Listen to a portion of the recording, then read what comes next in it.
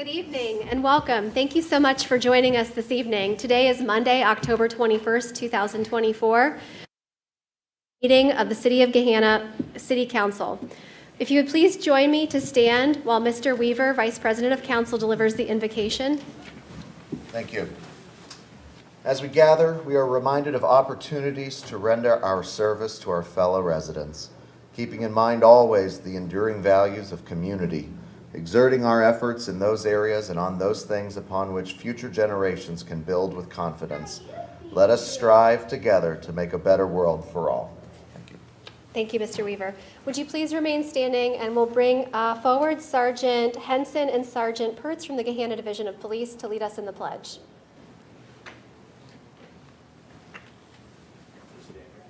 Or at the mic, maybe? That'd be perfect. Thank you. Allegiance to the flag of the United States of America and to the republic for which it stands, one nation, under God, indivisible, with liberty and justice for all. Thank you so much. Clerk Van Meter, would you please call the roll? Bowers. Here. Jones. Here. McGregor. Here. Padova. Here. Schnetzer. Here. Weaver. Here. And Renner's absent. Thank you, Mr. Van Meter. Are there any additions or corrections to the agenda? All right, hearing none. This evening we have two special presentations, and we're very glad that they coincided together on the same night. The first item for presentation is the swearing in and promotion ceremony for the Division of Police. Chief Becker, or excuse me, Director Becker and Chief Spence. Hi, thanks everybody for being here tonight. Bobby Logan is our newest Gahanna police officer. If you'd like to step forward and the mayor will administer your oath of office.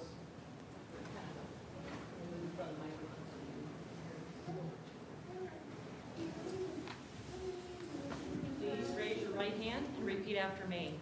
I, state your name, I, Bobby Logan, do solemnly swear do solemnly swear that I will support and defend that I will support and defend the Constitution and laws the Constitution and laws of the United States of America, of the United States of America, the Constitution and statutes the Constitution and statutes of the State of Ohio, of the State of Ohio, and the Charter and ordinances and the Charter and ordinances of the City of Gahanna, of the City of Gahanna, and that I will faithfully, that I will faithfully, honestly, honestly, and impartially and impartially discharge the duties discharge the duties of police officer for the Gahanna Division of Police, of police officer for the Gahanna Division of Police, to which I have been appointed, to which I have been appointed, so help me God. so help me God. Congratulations and welcome.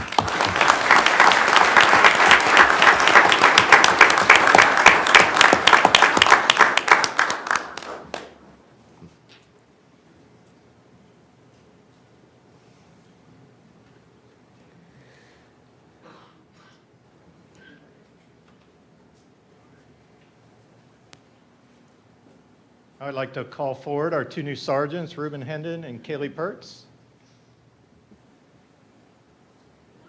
Face the mayor.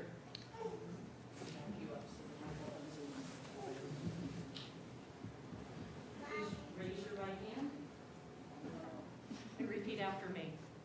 I, state your name, I, Kaylee Pertz, I, Reuben Hendon, do solemnly swear do solemnly swear that I will support and defend that I will support and defend the Constitution and laws the Constitution and laws of the United States of America, of the United States of America, the Constitution and statutes the Constitution and statutes of the State of Ohio, of the State of Ohio, and the Charter and ordinances and the Charter and ordinances of the City of Gahanna, of the City of Gahanna, and that I will faithfully, and that I will faithfully, honestly, honestly, and impartially and impartially discharge the duties of police sergeant discharge the duties of police sergeant for the Gahanna Division of Police, for the Gahanna Division of Police, to which I have been appointed, to which I have been appointed, so help me God. so help me God.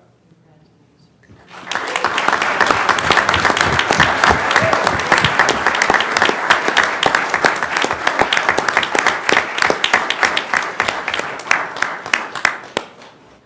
So at this point, I'd like to invite Sarah Hendon to come forward to pin Reuben's badge. Reuben Hendon is a native of Detroit, Michigan, where he graduated from Warren Mott High School. Reuben earned a Bachelor of Science degree in Criminal Justice from Defiance College. He's a graduate of the Ohio State Highway Patrol Academy and served 6 years in the United States Marine Corps, attaining the rank of sergeant. Reuben has 21 years of law enforcement experience, including 15 at the Gahanna Division of Police. He's been a detective for the last 9 years and also serves on a SWAT team and as a defensive tactics instructor. During his career, Reuben has earned awards for exceptional duty, exceptional conduct, the Thin Blue Line citation, and in 2020 was Detective of the Year. Reuben is married to Sarah and proud father to Alex, Natalie, and Drew. A fun fact about Reuben is he grew up a Michigan fan, but has since converted to being a Buckeye. Please join me in congratulating Reuben.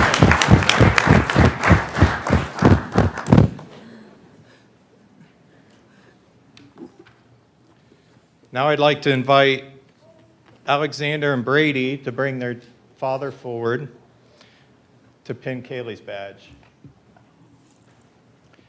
Kaylee Pertz is a graduate of Clyde High School and earned a Bachelor's of Criminal Justice with a minor in psychology from Southern New Hampshire University. Kaylee was a 4-year basketball player in college and may have been as famous as Caitlin Clark if her coach had allowed her to shoot threes. I look, you had 0 3-point attempts in your college career, correct? Kaylee also earned a master's degree in public safety and law from the American Military University. She served in the Army National Guard for 5 years, obtaining the rank of first lieutenant, and she is currently in an inactive reserve. Kaylee graduated from the Terra Community College Police Academy and has 7.5 years of law enforcement experience, including 6 at the Gahanna Division of Police. Kaylee currently serves as a community liaison officer for our community, but has previously served as an officer in charge, a field training officer, and a backup high school resource officer. During her career, Kaylee has earned the Community Service Citation, the 2022 Mayor's Award, a life-saving citation, 2 Exceptional Conduct Awards, and in 2023, you probably all remember, she was awarded the Medal of Honor. Kaylee is married to Tim and the mother of Alexander and Brady. Please join me in congratulating Sergeant Kaylee Pertz.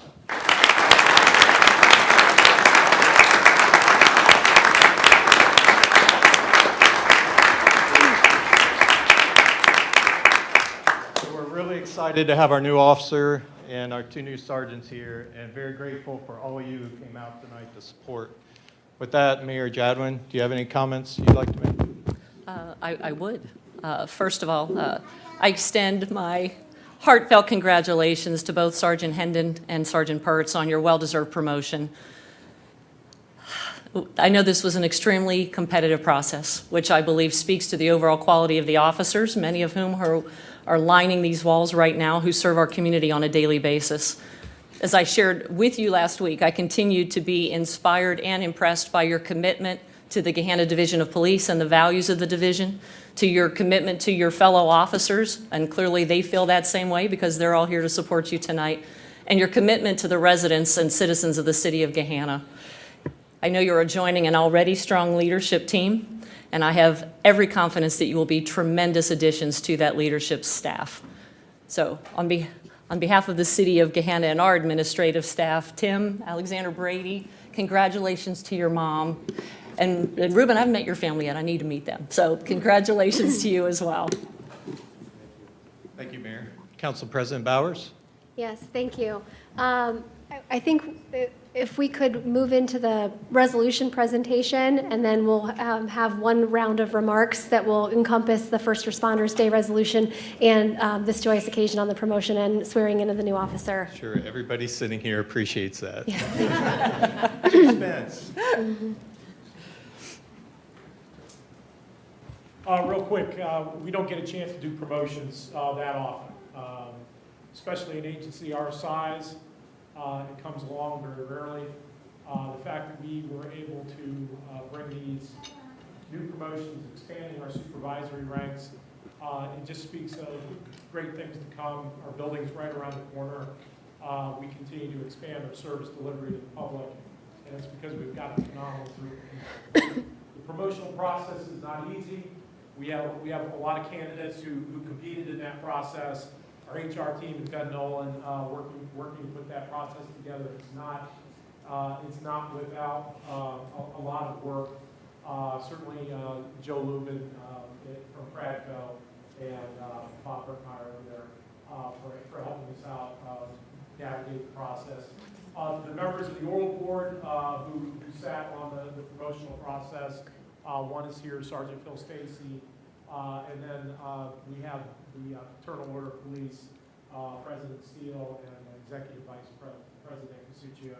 The FOPs very much involved in our promotional process. So on behalf of me, I'd like to say a personal thanks to everybody in the room for everything you did to make these promotions a reality. Finally, Bob and Logan for joining the teams, going through the last 7 months at the Westerville Police Academy. By all accounts, you did a phenomenal job, and we're blessed to have you. So thanks, Bob, for coming. And that concludes my remarks. FOP President Brian Steele. Council President, members of council, mayor, friends, families, brothers and sisters, you're going to ask the union guy if he's got something to say. You know he's always going to have something to say. Listen, I have the pleasure, along with Vice President Casuccio, we represent 4,500 brave men and women of Central Iowa law enforcement in 29 agencies. Gahanna is one of the best agencies we have, and I'm not just saying that, and if you know me, I will tell it like it is. You have an outstanding agency because you hire outstanding officers. And your community is such an amazing community that my mother-in-law grew up in, so I hear all about it. Gahanna, I gotta move here every day. They deserve that. And this is a tip of hat to your management, your director, your chief, elected officials, the support that you show your officers. It means something. When they know they're supported like you support them, they go out there and they will support and give it all to their community. So thank you so much for all you do. And thank you, brothers and sisters. Be safe. Just one last thanks. You know, a little over a year ago, Chief Spence and DC Lawless and the executive team started talking about expanding our supervisory ranks to give more oversight and coverage round the clock to our citizens. And thanks to so many people in this room, including all you at the DS, who made it a reality. So the positions you approved last year are now these two faces standing before you. And I'm certainly convinced they're ready to go lead our agency. So thank you for that. And they're going to get some pictures up here, but again, thanks for everybody. If we could give them one more round of applause.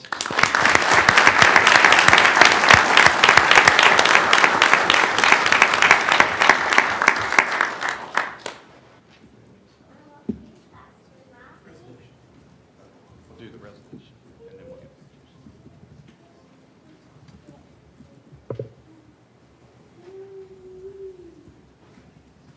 Okay. All right, we'll move right along then into the second presentation that plays very well into tonight's celebration, a joint resolution and proclamation presentation. This is a joint effort between Council and Mayor Jadwin's office honoring First Responders Day, which is recognized annually on October 28th, next Monday. Tonight, we are so proud to have all of you here from the Gahanna Division of Police, Mifflin Township Fire Department, and as well as Mifflin Township Police Officer. I think Officer Cortez is here representing that department, so thank you. Also here this evening, I want to recognize Mifflin Township Fire Chief, Chief Dunlevy, Township Trustees Kevin Kavanagh, Mifflin Township Trustees Kevin Kavanagh and Richard Angelou. Thank you so much. Oh, and Mr. Leesburg is here as well. Welcome to you all for being here this evening. This evening, we proudly recognize Honoring First Responders Day to pay tribute to brave individuals in law enforcement, fire, rescue, EMS, emergency management, and public works who tirelessly serve our community. These dedicated professionals and volunteers are the first line of defense of crisis, performing their duties with courage, integrity, and personal sacrifice.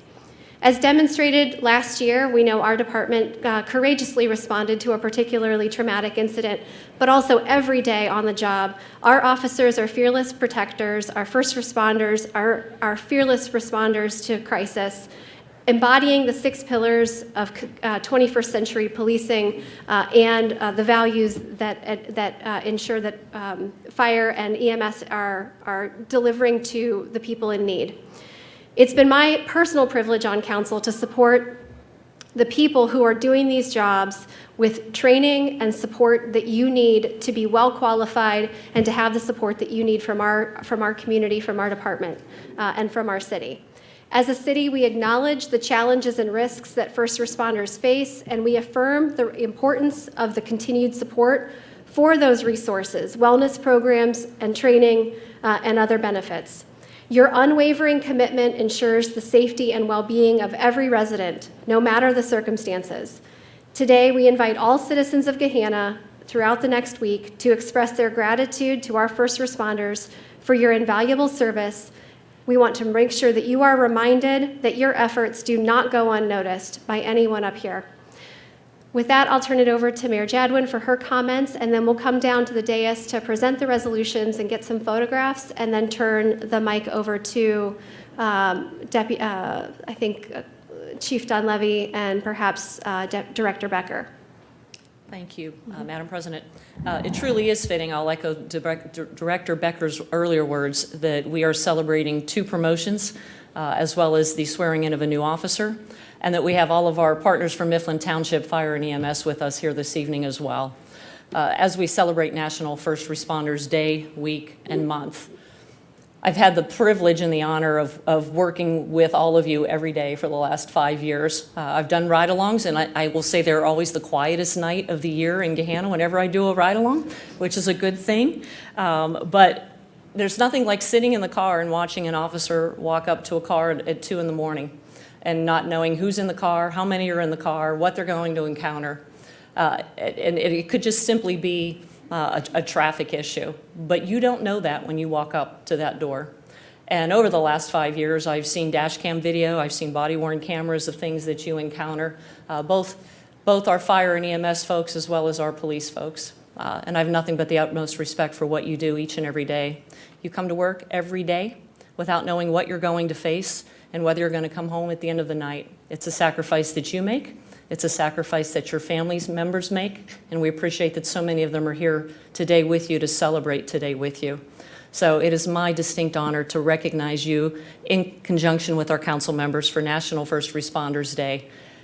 And on behalf of the residents of this city, we are grateful for the services that you deliver to them every day and for keeping all of us safe. Thank you. Thank you, Mayor Jadwin. All right, we'll go ahead and do the presentation of the resolutions. And for all first responders who are here, if you would join us in the front, and we'll make a couple rows. Tallest in the back and short folks, height challenged folks to the front.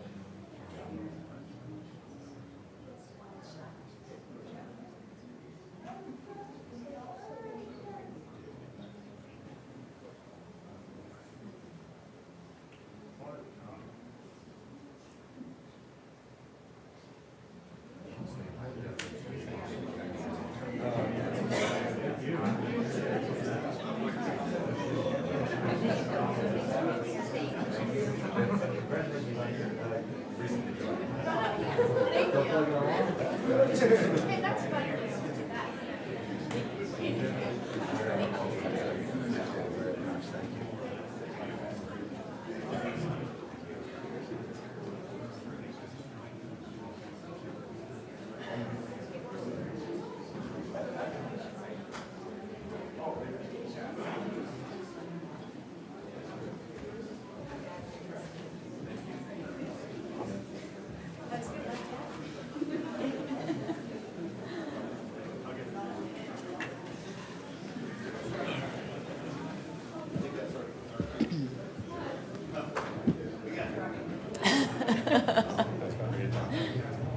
rearranging the room a little bit.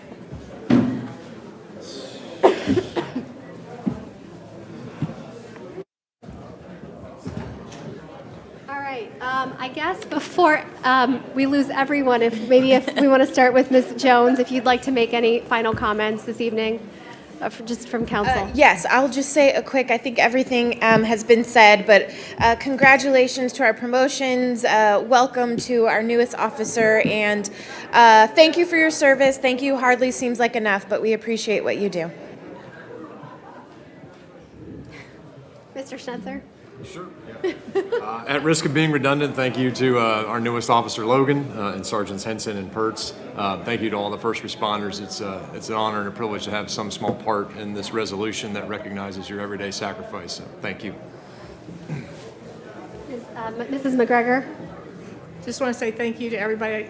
We all appreciate, sometimes you don't know when you're going to need someone to call, and you hope you never have to call the police or fire, but when you do, it's so nice to know that we have excellent people to respond. Thank you. And Ms. Padova? Sounding redundant, but thank you to everyone who serves our city every day and night. We appreciate it. And Mr. Weaver? Thank you, Madam President. Just would like to echo my colleagues in congratulating our two new sergeants and our new officer. Very well deserved, but a broader thank you to all of our first responders, and grateful that we could have this room filled up this evening. Really powerful. My brother-in-law is with Columbus Fire, and so I occasionally get to hear the harrowing stories of some of the things that he sees when he's on duty. So heading into harm's way, you never know, as the mayor was alluding to, what you're walking into. So our gratitude for that, and our gratitude to the families of all of our first responders. When you kiss your loved one goodbye in the morning, or when they're heading off to work, you never know what's going to happen. So our heartfelt gratitude to the families of our loved ones. And lastly, I would just like to add my thanks to our colleagues from Mifflin Township, the township trustees, for being here this evening, and looking forward to the update that is to follow here. So thank you. And I'll just take a moment and apologize to my colleagues for not polling you for comment while we had everyone here. So my apologies to you all. But I think the sentiment is all shared, and we are very grateful to have been included in this ceremony tonight. So thank you to Director Becker and to Chief Spence and to Mayor Jadwin for including us as part of the promotion and swearing-in ceremony this evening. So thank you. All right, we are grateful to have Fire Chief Dunleavy here this evening to give us an update on Mifflin Township fire operations. Chief Dunleavy. Thank you, President Bowers. Mayor, City Council officials, thank you on behalf of myself, the Board of Trustees. I guess it went out. Thank you for having us. I know that previously, a few years ago, we tried to give the city updates on kind of what was happening with the fire department. We're an integral part of the team, we feel, with the PD and the other departments in Gahanna, and then COVID hit and it kind of fell off. So we'd like to start that again, maybe quarterly if that's possible, to fit us into the schedule.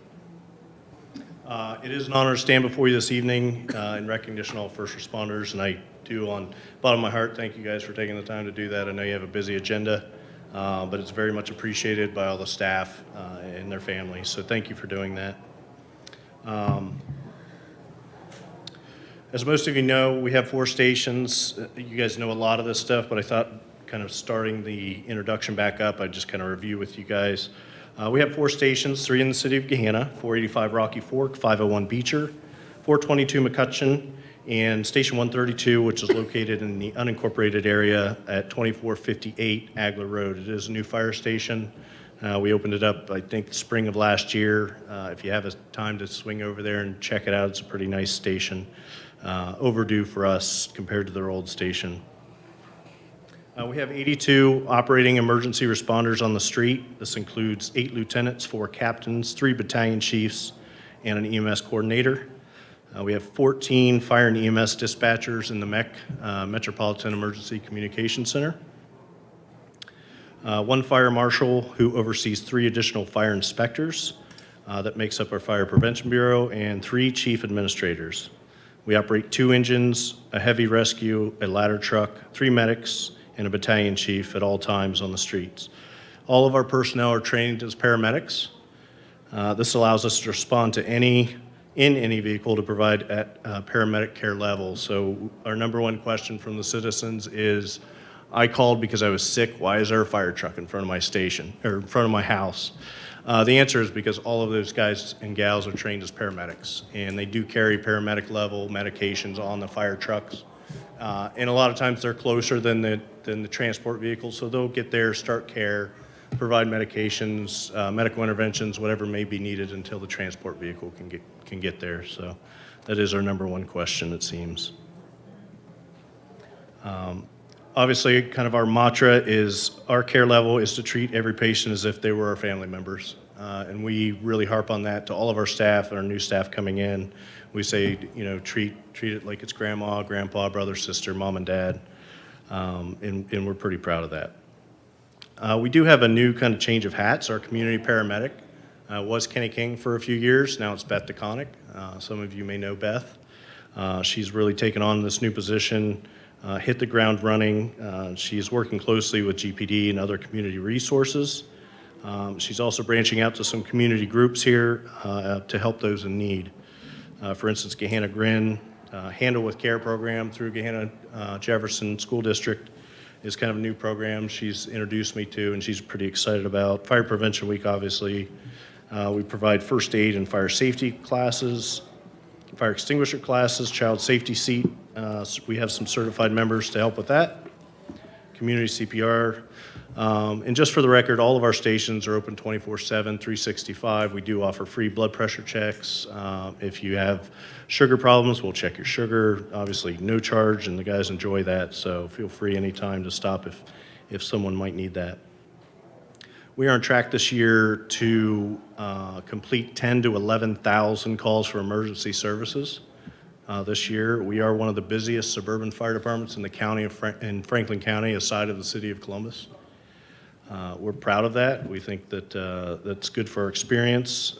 Obviously, we don't want anyone to have an emergency, but we're good at what we do just because of the call volume.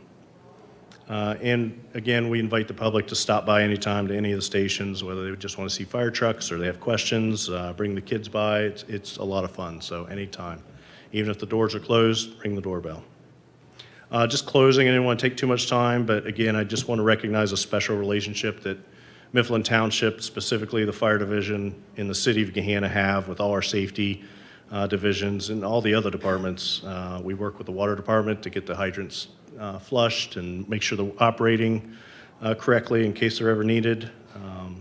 We're constantly training and learning job-related skills together and trying to keep up with the new technology and tactics. So again, closing, thank you again, Mayor, City Council, Public Safety Director, Police Chief Spence, and all the other city department heads. We appreciate the time, and that's all I have. Thank you. Thank you, Chief Dunleavy. Are there any questions from my colleagues?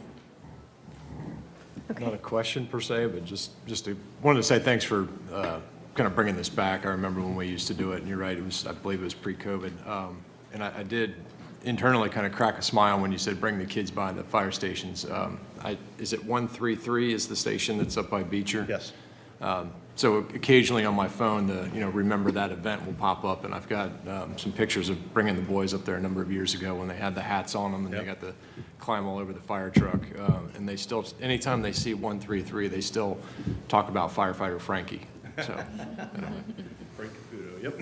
No, we appreciate it again, and anytime, stop in. So, thank you. Thank you. Thank you, Chief.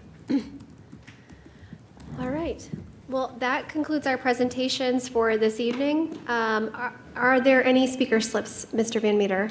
None this evening. Okay. So for hearing of visitors, seeing none, we'll move on to the consent agenda for this evening. Is there a motion to approve the consent agenda, the items under 1 and 2 as published?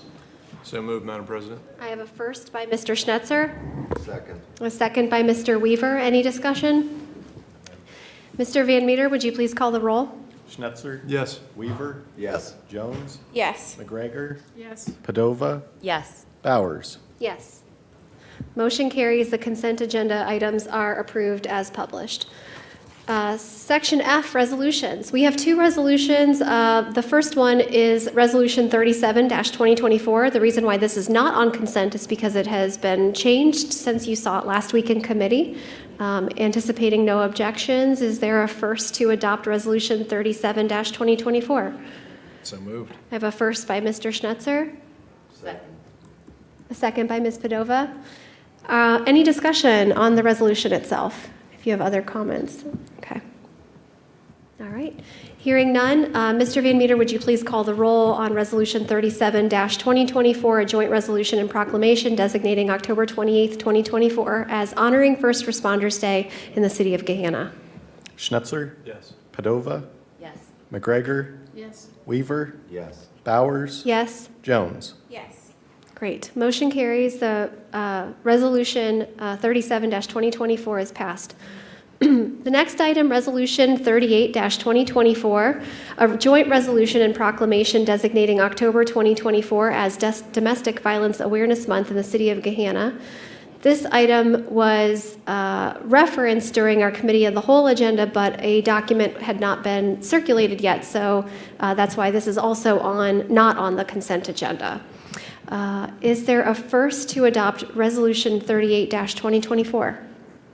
So moved. I have a first by Ms. Jones. Second. I have a second by Mr. Schnetzer. Any discussion?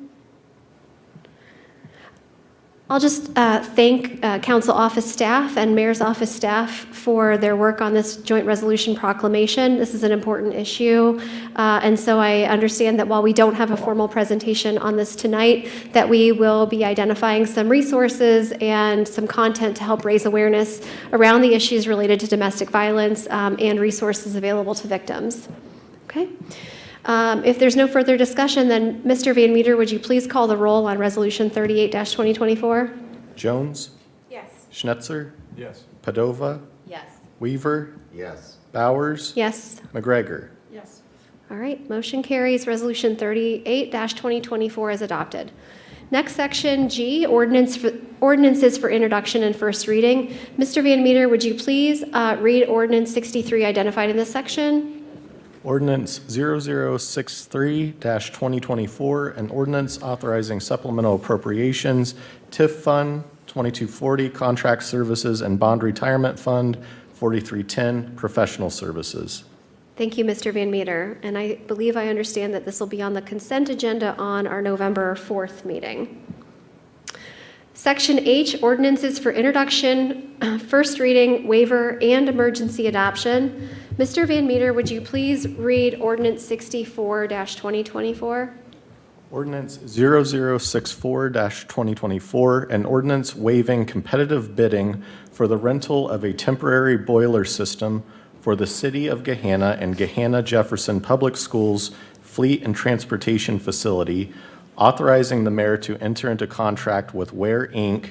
for provision of temporary boiler services, waiving second reading and declaring an emergency. Thank you, Mr. Van Meter. Before we do motions on this item, I'd like to ask Senior Director Schultz to give us background and an introduction on this item. This is appearing as a first instance on tonight's agenda. This did not come forward to committee because it is an emergency item. Correct. Just to be clear, it's an emergency procurement, which is why we're asking for the waiver of the bid requirements. As you guys know, the bid requirement is anything over $75,000 in this particular instance would normally have to go to bid and be procured through a competitive bidding process. That's by way of background, and we'll get to that at the end of the report. But in 1996, the city of Gahanna and the Gahanna Jefferson School District, they entered into an agreement to build and operate a vehicle maintenance facility located at 785 Science Boulevard. We'll know that as the fleet facility for the city of Gahanna and the bus garage for the school district. We've operated that facility jointly since that particular time, or since the time of construction and opening. And per the maintenance agreement, or per the agreement that's been in place since 1996, and quoting from that agreement right now, maintenance of the facility is the responsibility of the school district, with costs to be borne by individual parties on their portion of the building and divided equally for the common areas. Obviously, there's only one boiler system inside of the school, inside of the facility, so therefore it serves the entire facility and therefore is, by our estimation, something that is jointly paid for. It came to the school's attention, I think, at startup, for winter season in September, that the boiler was in need of some significant repair work, and that the best approach to repairing the particular boiler in this instance was to call for a full replacement of the boiler. The school has gone through and contacted my office, and we've been in discussion since then around the approach. They came to me on, I believe it was last Thursday, and they indicated that the long wait time on the boiler was going to require that a temporary solution be installed at the same time to provide heat to the facility. As an example, I think you guys probably all saw the hail, sleet, grapple, or whatever you want to call it from a meteorological standpoint. I probably should not have tried that word tonight. Last week, and it was 30 degrees inside of the building, as an example. So the school district, they had a meeting last Thursday, and they're outside of their particular window in order to procure something for an emergency standpoint. We did receive 2 quotes, one of which is in front of you on this particular agenda, and what they asked was that would it be possible for the city to bring this action forward in order to secure the temporary boiler, and then we would just charge this past or back to the 50% in which we're due for the full boiler replacement. So the city has agreed, obviously, depending on the action this evening, to secure the temporary boiler action, while the school district has agreed to install the permanent action, which would take place in the next 2 to 3 months, depending on when a boiler could be secured. Sorry, just reading through my report here real quick. It's anticipated that the rental of the temporary boiler system will not exceed $105,000. I think if you were to add up everything on the quote that's in front of you, it adds up to about $102,000. It would include approximately 3 months of rental, along with all the services to install, and then once removed, the system when the permanent solution was installed. So last little bit here, pursuant to Gahanna Code 133.02C6, the administration is respectfully requesting an exception to the formal bidding for emergency procurement of the services and authorizing the mayor to enter into a contract with Ware Incorporated to provide temporary boiler services. The emergency procurement will keep the facility functional, preserving the community's health, safety, and welfare. And with that, I can take any questions. Thank you, Senior Director. Any questions from my colleagues? I guess I have a couple. So reviewing this agreement that's been attached as an item on our agenda that was entered into in 1996, it appears that there was an intention that we were going to co-occupy the space. And we do. And we currently do? Correct. Okay. All right. I have no further questions. Anything else? Okay. First, I'd like to entertain then a motion to waive second reading, suspending our local rules for this ordinance upon the request of the administration. Is there a motion to waive second reading, suspending council rules? So moved, Madam President. I have a first by Mr. Schnetzer. Is there a second? Second. Second by Ms. Jones. Any discussion on the motion to waive second reading? Okay. Mr. Van Meter, would you please call the roll? Schnetzer? Yes. Jones? Yes. Weaver? Yes. Bowers? Yes. McGregor? Yes. Yes. Padova. Yes. Okay, motion to waive second reading carries. Is there a motion to adopt with emergency ordinance 64-2024 as read into the record by Clerk Van Meter? So moved. I have a first by Mr. Schnetzer. Second. I have a second by Ms. Jones. Any discussion on the emergency adoption? Mr. Schnetzer. I'll just add that, obviously the request is unusual, but these are obviously unusual circumstances as well. I think it's necessary for public health, safety, and welfare. I can only imagine if that building were to drop below freezing and, incur additional costs with busted pipes and those types of things. So it seems like a reasonable request, given the circumstances. Thank you, Mr. Schnetzer. Anyone else? Okay. I think Mr. Schnetzer articulated it well, so Mr. Van Meter, would you please call the roll? Schnetzer. Yes. Jones. Yes. Weaver. Yes. Bowers. Yes. McGregor. Yes. Padova. Yes. All right. Ordinance passes with emergency. Thank you. Next section on the agenda this evening is correspondence and actions. Mr. Clerk, do you have any items for us tonight? Nothing this evening. Okay, great. I do have one piece of correspondence, and it's unfortunately it was just a voicemail, but I did want to share this with the rest of my council colleagues and as part of tonight's meeting. I spoke with Amy Densborn, who's the Outreach Programs Administrator for SWACO, regarding some concerns in the community about metal recycling. Ms. Densborn shared with me, and I think many in the room already know this, that Rumpke recently built a state-of-the-art recycling facility that is open for tours to the public. Ms. Densborn shared that they have a 99.2% capture rate when it comes to recycling what we place in our recycling bins. This means that much of what we're capturing is being sold to be reused, like a bicycle parts manufacturer in Dayton. Rumpke bins, the ones that we use that are picked up by local waste, take aluminum and steel cans and canisters, and metal screw top lids can be compressed into cans to be recycled. I would encourage folks who do have questions to go to recycleright.org for more information or visit swaco.com for the recycling FAQs. All right, moving on to the representative section of tonight's agenda. Mr. Weaver for the Community Improvement Corporation. Thank you, Madam President. Fortunately, Mr. Renner is absent this evening, and he was the one who was able to attend the last meeting of the CIC, which was on 10/15. And I know I owe a brief update from our September meeting as well. Much of that information is now a bit stale because much of that information is updates on what's going on in the community. However, just a few things I'll mention from our September meeting. We do receive updates from various departments, such as the mayor's office, as well as from the Department of Planning, Department of Development. I feel this is not stale, even though it might be old news at this point. I find it very exciting that the Taylor Station and Claycraft Road roundabout reopened ahead of schedule and under budget. So that was great news, and I'll continue to shout that from the rooftops. We also welcomed a new planning manager to the city. The board is in the process of reaching out to some potential candidates to fill a vacancy on the board after the departure of Mr. Fox. So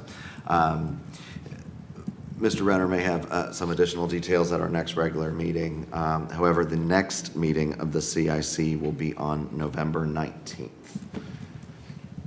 That is it for CIC. Thank you, Mr. Weaver, and back to you for a MORPC update. All right, thank you. My thanks to the clerk's office for their assistance with the report that has been included with the agenda.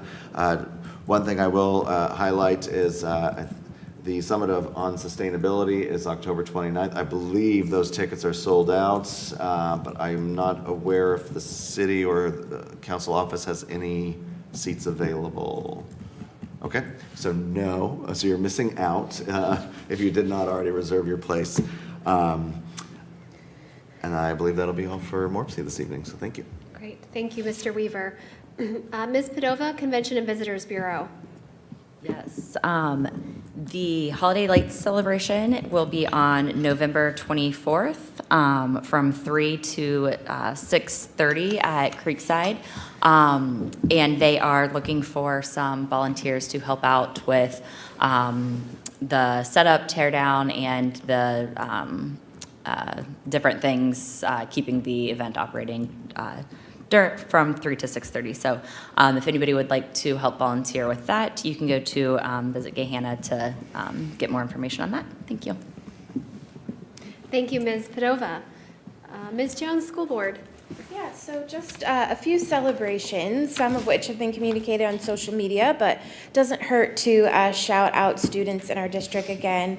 First is to Dwayne Wilson, who is a National Merit semifinalist.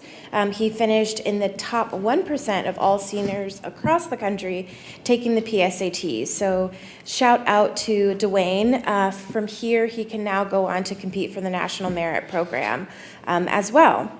We also had 16 students who received national board recognition for their academic achievements. This recognition goes to African American, Latino, Indigenous, rural, any underrepresented student celebrating their achievements in the academic field. So we had 16 students at the high school to celebrate as well. Last celebration or just recognition is that October is Principal Appreciation Month. So any principal in your life to just show them a little bit of extra love and care and consideration for what they do to lead our schools.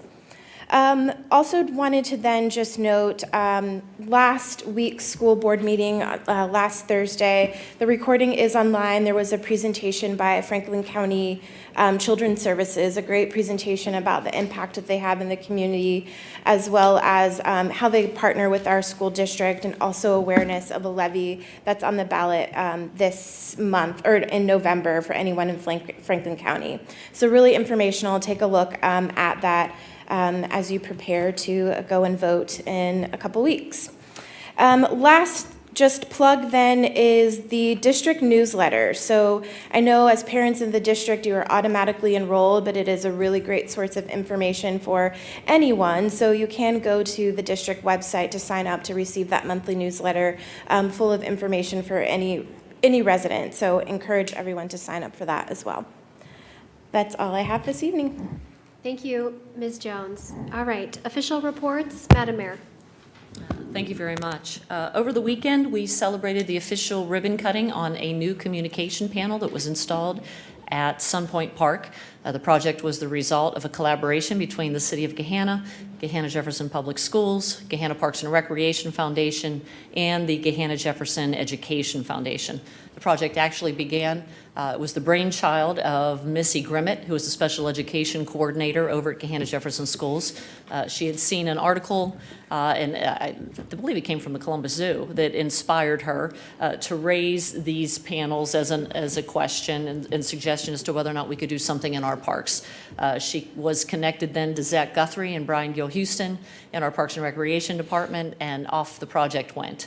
What these panels do is to help children, youth, individuals, adults with communication differences in using our parks. Makes our parks and our playgrounds more accessible, more inclusive for them. Ultimately, we have over 800 acres of parks and green space in this community, and we want to make sure that every child is included and can access and use our parks to the fullest extent possible. And these panels will certainly do that. It was really amazing to watch as soon as there was a sheet over the panel after we cut the ribbon, and the children that immediately ran up to the panel. I know Councilman Renner was there, and he was commenting as well on how these children, their faces just lit up, and they were pointing to the pictures on the panel to be able to utilize them. So we are sure they will come to great use. While this one was at Sunpoint Park, there will be additional panels installed at Woodside Green Park, Hanna Park, and Friendship Park as well. And I know that we hope to expand that beyond those parks as well down the road. Just wanted to make a comment.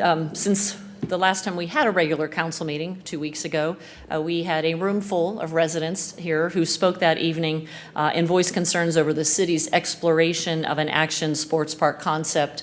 At that point, they were concerned about Lower McCorkle Park. And while I know council is aware, I do want to make sure that I know residents watch this meeting, so wanted to alert everyone and just share that following that meeting, I met with Senior Director Schultz and Director Farrell.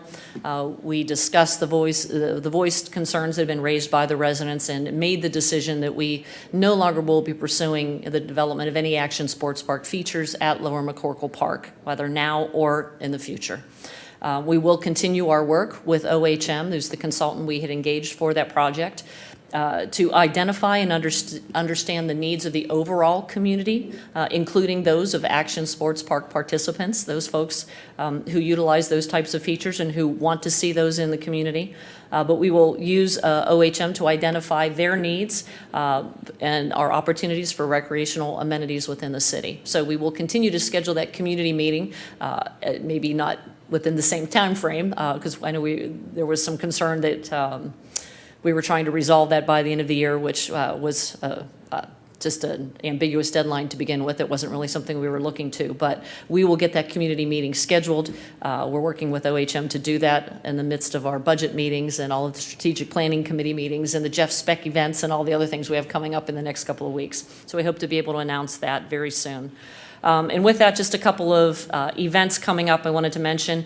Tomorrow, as we all know, we have the aggregation town halls. Every resident should have received this handy-dandy postcard in the mail. Hopefully it didn't get mixed in with all the political mailings that are coming to homes these days. But this postcard has some information and QR codes that link to our website that provide FAQs on Gahanna Energy Plus, the new electricity aggregation program. So we will have 2 town halls here tomorrow, one at noon, right in chambers here, and one at 6 p.m. as well. We encourage residents to bring their electric bills so that they can compare and contrast, and we can help show them how to read those bills and what the aggregation program will look like. But again, that is 12 tomorrow and 6 p.m. tomorrow for that. There will be a brief presentation provided, followed by opportunities for questions. Next Tuesday, we have QPR training. That is a program from our Department of Parks and Recreation in partnership with the Ohio Suicide Prevention Foundation. It was previously scheduled last month, and we ended up rescheduling that, so that is next Tuesday from 5 to 7 p.m. And I believe there still are some spots open for that. And then, of course, one last plug for next Wednesday, October 30th, for our Jeff Speck event, as we're calling it. Jeff Speck, of course, is the global advocate and renowned author on walkable communities. We have the event at the Menlo at the Peak at Edison, which is the 3rd floor at Franklin Peak next to Edison Brewing. The event is free, but we are asking folks to register. Right now we have over 100 people registered to attend that event. So if you want a seat, you do need to register. Otherwise, you will be standing in the back. But information on that is available on our website at gahanna.gov as well. That's all I have. Thanks. Thank you, Mayor. City Attorney Tamala Arison. Yes, thank you. Just a brief update from me. There is an ongoing appeal for the Speedway towing state case. There's a federal component and a state component. The state component is up for oral argument tomorrow morning, which I'll be participating in with outside counsel Frank Reed with Frost Brown Todd. And we'll have an update thereafter, hopefully, pending a decision in that case. So just an update from me there. That's all I have. Thank you, City Attorney. All right, council comment. We will start with Mrs. McGregor. Nothing tonight, thank you. Thank you, Mrs. McGregor. Mrs. Jones? Just a quick thank you, Mayor, for on the record sharing about McCorkle Park and Senior Director Schultz and Director Farrell. A hard decision, I'm sure, but thank you, and I know the community appreciates it as well, so thank you. Thank you. Thank you, Ms. Jones. Ms. Padova? Nothing for me this evening, thank you. Great, thank you. Mr. Schnetzer? Nothing to add, thank you. All right, Mr. Weaver? Nothing further this evening. Thank you. Gosh, you guys. All right, no, it's great. Unfortunately, I do have some things to add. I'm sorry. First of all, thank you to Make Gahanna Yours volunteers and to everyone who participated in the fall litter cleanup over the weekend. And I believe a congratulations goes out to school board member Daphne Maring, who's in the back of the room, on her blue ribbon winning chili at the chili cook-off that benefited Grin that was over the weekend.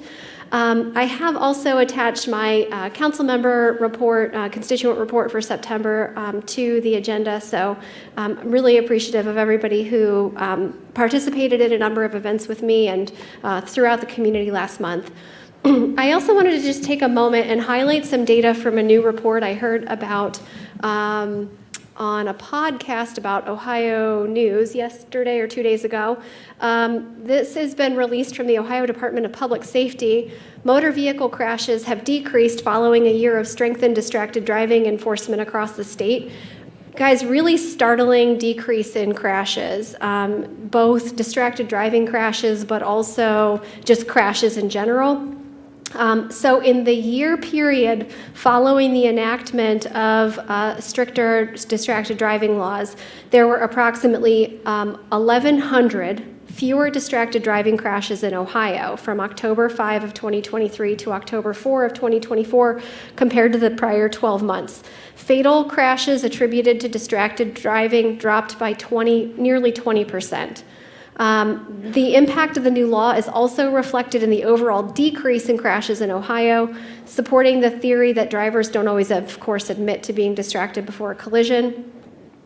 From October 5 of 2023 to October 4 of 2024, there were nearly 15,400 fewer motor vehicle crashes compared to the 12 months prior. That's staggering. I'm stunned by this. The total number of fatalities dropped with 138 fewer people killed, 138 families that didn't have to lose a loved one because of better driving, more attentive driving throughout Ohio. So I just really want to highlight that statistic, that data, especially goes hand in hand, I think, with the recognition of our law enforcement and our first responders tonight, because you are all out there and you are making a difference. I know it's really hard to enforce distracted driving laws, and I know that it's not particularly popular, but we are seeing real results, real lives saved with this. So I just really wanted to highlight that to your all's attention.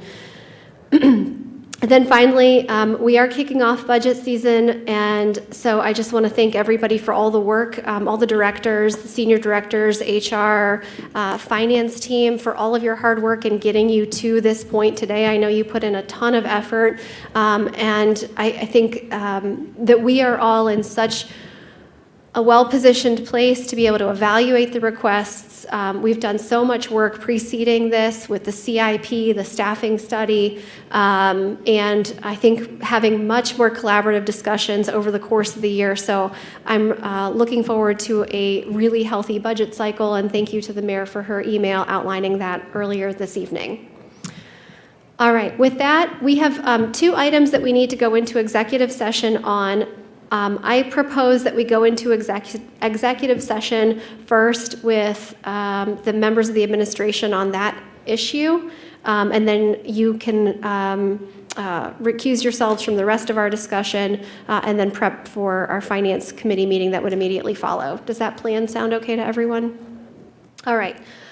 With that, I'd like to entertain a motion to go into executive session under authority of Section 5.40A of the Rules of Procedure to consider appointment of a public employee or official, and Section 5.40D to prepare for conducting or reviewing negotiations or bargaining sessions with public employees concerning compensation and other terms.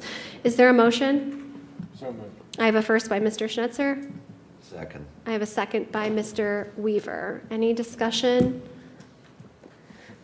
All right, Mr. Van Meter, would you please call the roll?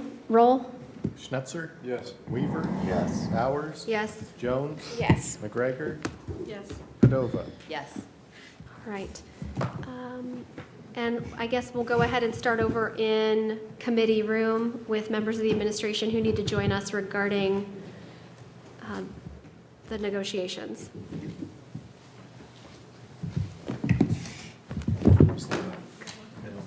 I coach.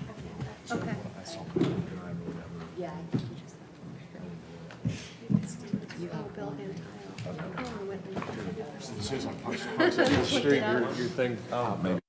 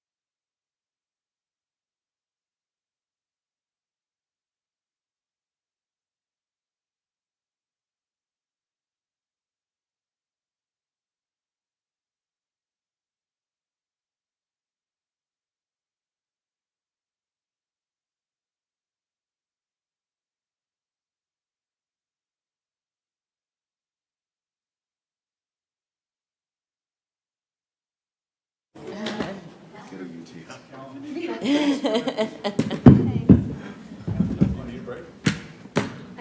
could use a bathroom break. Sure. All right.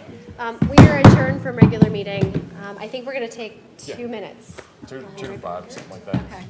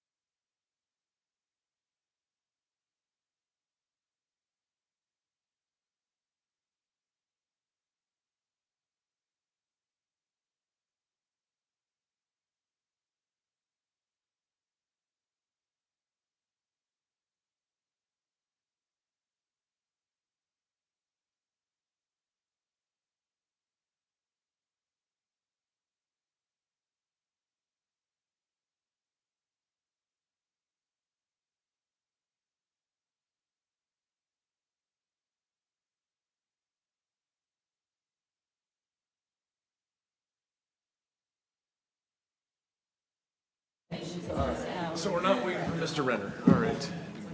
Jeremy, are we good? Okay. Let's commence Finance Committee for October 21st, 2024. We just have one item on the agenda, a discussion item. I believe this is the capital and staffing budget fiscal year 2025 presentation. Are we going to Mr. Schultz first, or, all right, Ms. Vollmer? Good Floor is evening. yours. Thanks, Kevin. Kevin's going to advance the slides for us this evening. So I just wanted to give a brief agenda of what we're going to cover today. So I'll give a brief overview. Kevin's going to handle the capital requests. I'll handle the staffing requests. And then the budget book was delivered today. And so I'll do a small summary on the intro to the budget book and what we find most useful of how to get through that multi-page document. So just as a reminder, we just wanted to put this up on the screen from last week from Director Burry's presentation. This is the expenditure by object for all funds. So as we're talking about salary and benefits today, as a reminder, that is 30% of operating costs, and then the capital outlay is about 21%. So we're just going to keep it moving here. I will make a couple notes that some of these, not some of these, a lot of my slides tonight, they're somewhat redundant. I did want to hit reset a little bit on some of the CIP stuff. I'm not going to spend a whole ton of time on the first few slides here. But a lot of what's been seen here or what will be seen here has either gone over in these particular chambers throughout the adoption process of the CIP itself last year, the readoption of the CIP this year, but then we've also gone over a lot of these items at the CIP Advisory Committee meeting.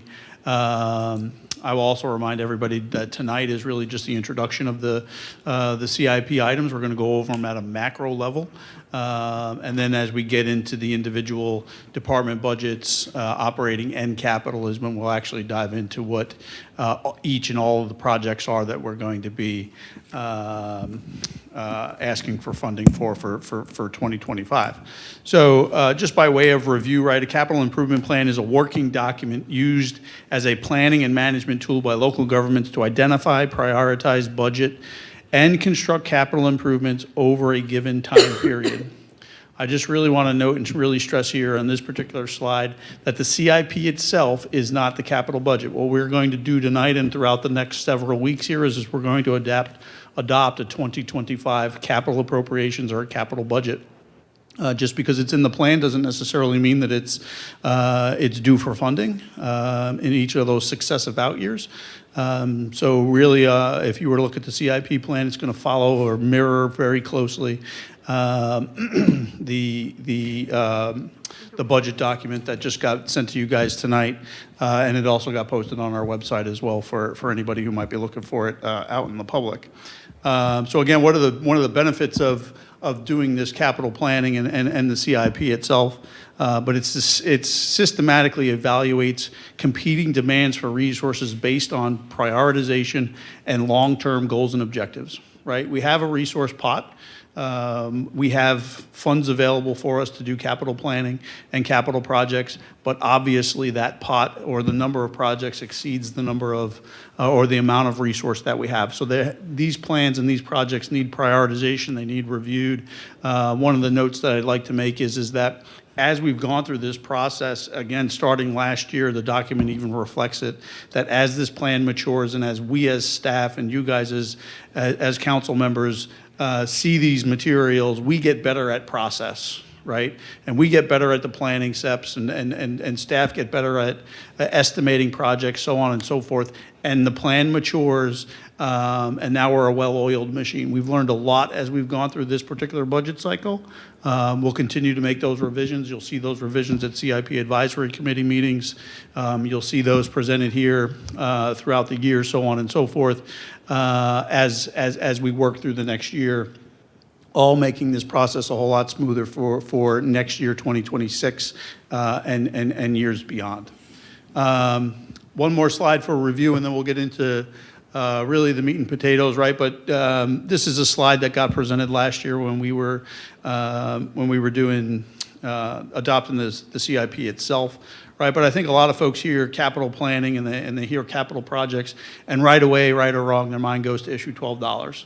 Yes, issue $12 in capital, and the capital fund itself is the largest pot of resources that the city has in order to execute on capital projects. However, this slide reflects all of the other funds where we're able to draw from or draw into in order to conduct capital project planning and capital project work. Obviously, I have water capital, sewer capital, court building funds as an example, right? So when folks come and pay fines and such like that, there's certain percentages that go to a court building fund. But then we also have other special revenue and proprietary funds such as street funds, state highway, law enforcement funds, and so on, right? This is also the slide, if you would, where we would be accessing outside resources such as grants. Maybe we get a sponsorship, other types of monies that would be coming in order to grow this particular pot in order for us to execute on capital projects. The one other note that I'd like to make is the TIF districts. We currently have 10 TIF districts. They're throughout the city. That legislation sets what projects that we can or cannot execute with those funds specifically. They're all pretty similar, but they're not all necessarily identical. And what we've really done this year in large part, and you'll see this in a little bit, and you'll really see it when we get into the project-specific work when we do the individual department budgets. But we've really identified projects within TIF districts in order to begin to use those funds and buy down those funds, which then keep our capital fund a little bit more, I guess I'll use the word healthy. It keeps it a little bit more healthy, and that's the trade-off, right? Use the more restrictive funds in order to keep the capital fund, whether it's water, sewer, or stormwater. Those resources are a little bit more easily used in different types of projects throughout the city where a TIF district might not exist.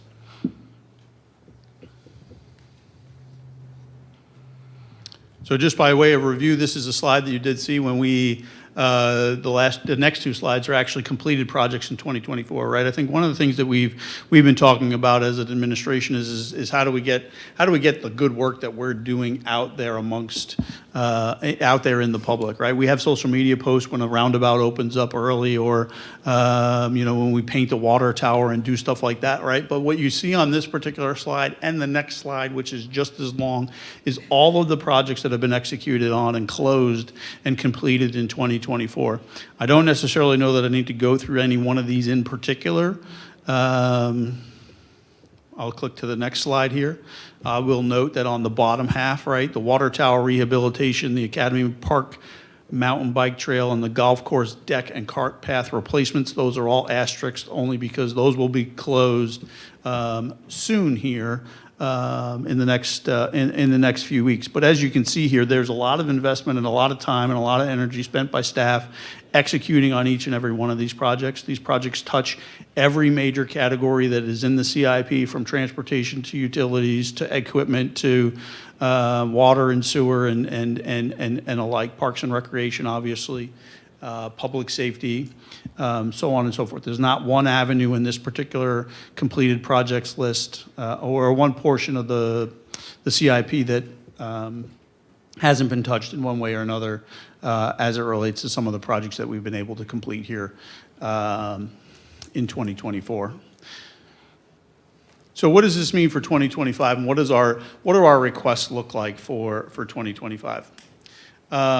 This is a chart that we began to present at the CIP Advisory Committee meeting. There's a couple of marked not exceptions, but additions to the table here. What you're looking at down the left-hand side is each of the different funds that contribute to capital project planning and capital project execution, that we've already talked about. You notice that the first column on this chart, this table, is a 20% reserve.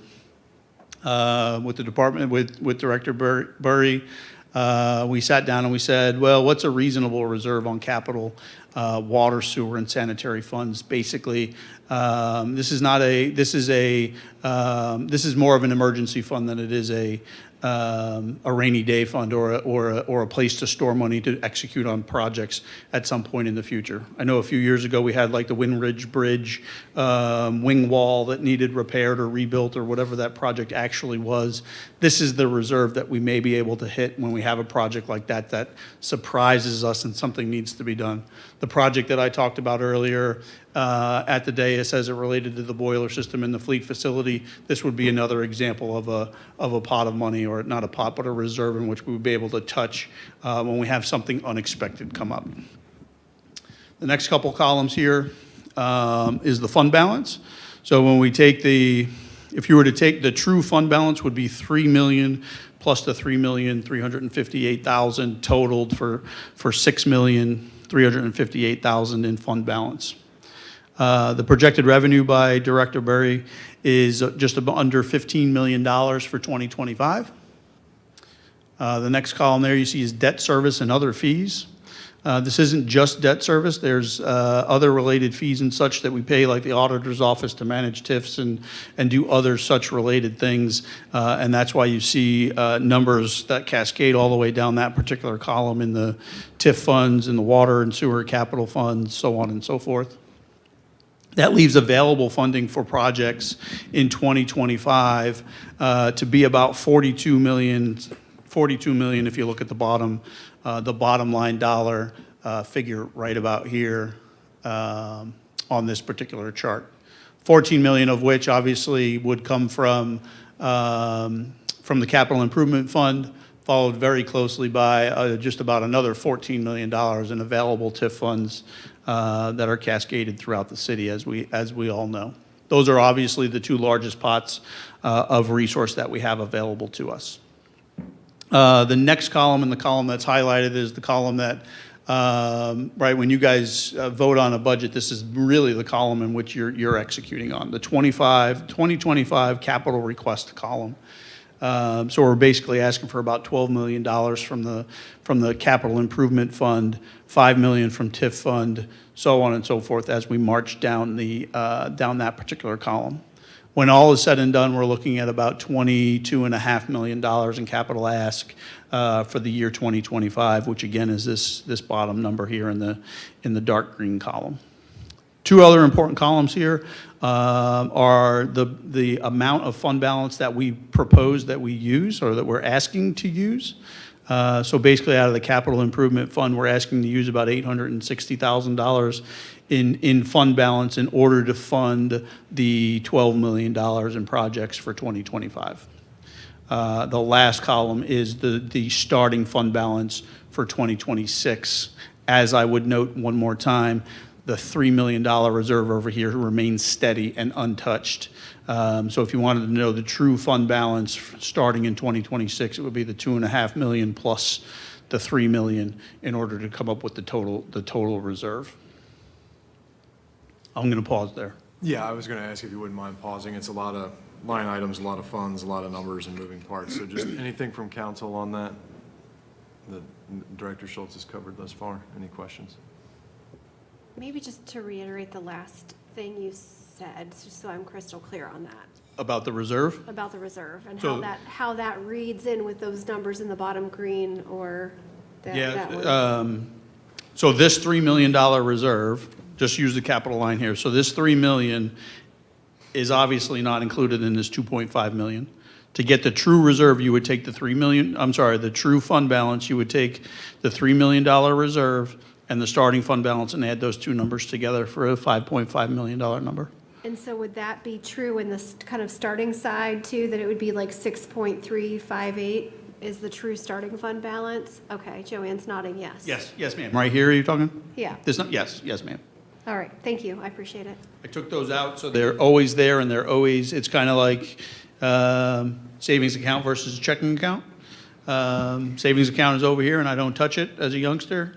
Oh, but I can spend the money that's in my checking account. Yeah, so that $3 million and any number that's in there just remains steady.